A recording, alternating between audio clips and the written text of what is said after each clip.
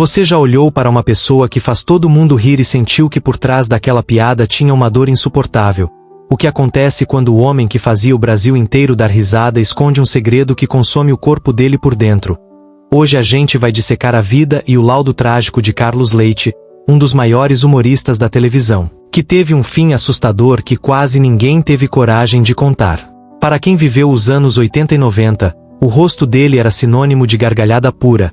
Carlos Leite não era só mais um comediante, ele tinha um timing genial, uma presença de palco que prendia a atenção e personagens que viraram febre nacional.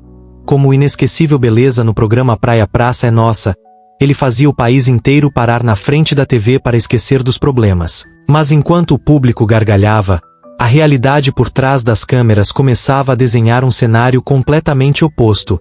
Carlos nasceu com o dom da arte, batalhou duro no teatro, passou por dificuldades financeiras até finalmente alcançar o topo e sentir o gosto do sucesso absoluto.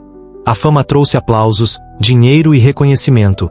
Mas também trouxe uma pressão avassaladora que ele não estava preparado para carregar. Quem via aquele homem performar com tanta energia jamais imaginaria que, longe dos refletores, ele se recolhia em um silêncio perturbador. O primeiro sinal de que algo estava terrivelmente errado apareceu. Quando ele começou a faltar em compromissos sem dar explicações lógicas, a fisionomia dele mudava rapidamente e aquele olhar vibrante começou a dar lugar a uma feição cansada e distante. A transição entre o auge da carreira e o início do pesadelo foi rápida e impiedosa, criando um contraste assustador entre o riso que ele entregava para o Brasil e a sombra que começava a engolir a vida dele. Conforme o tempo passava, o comportamento de Carlos Leite ficava cada vez mais instável e imprevisível.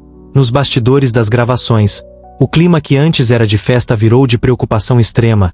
Ele começou a se isolar dos amigos mais próximos, recusava convites e passava dias trancado sem atender o telefone. Rumores sobre a saúde dele começaram a circular nos corredores das emissoras. Mas ele negava tudo veementemente. Dizia que era apenas cansaço da rotina exaustiva de trabalho. Mas isso ainda não era o pior. A verdade é que Carlos estava enfrentando um inimigo invisível e devastador em uma época em que esse assunto era um tabu coberto de preconceito e pavor. A saúde dele começou a deteriorar de forma acelerada. Ele perdeu muito peso em um curto espaço de tempo.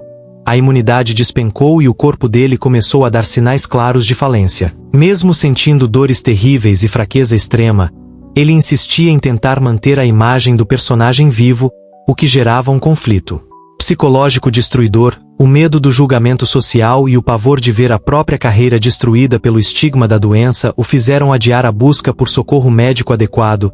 Ele vivia em constante paranoia de ser descoberto pela imprensa, o que o levou a um isolamento ainda mais profundo e angustiante. E é aqui que a história começa a ficar perturbadora. Sem uma rede de apoio sólida e consumido pela vergonha, ele assistiu o próprio corpo colapsar aos poucos, enquanto a mente sucumbia à solidão e ao desespero. O homem que trazia alegria para milhões de lares vivia trancado na escuridão do próprio quarto, esperando o inevitável acontecer. A tragédia atingiu o ponto final em março de 1991, quando o corpo de Carlos Leite não resistiu mais e cedeu ao esgotamento total. No hospital, longe dos aplausos e das risadas que marcaram sua trajetória, ele deu o último suspiro de forma solitária e silenciosa. A causa oficial da morte revelou que o organismo dele foi devastado por complicações graves decorrentes da AIDS, uma doença que na época funcionava como uma sentença de morte rápida e impiedosa. Quando fazemos a autópsia simbólica desse caso, o laudo não mostra apenas a falência múltipla de órgãos provocada pela infecção oportunista.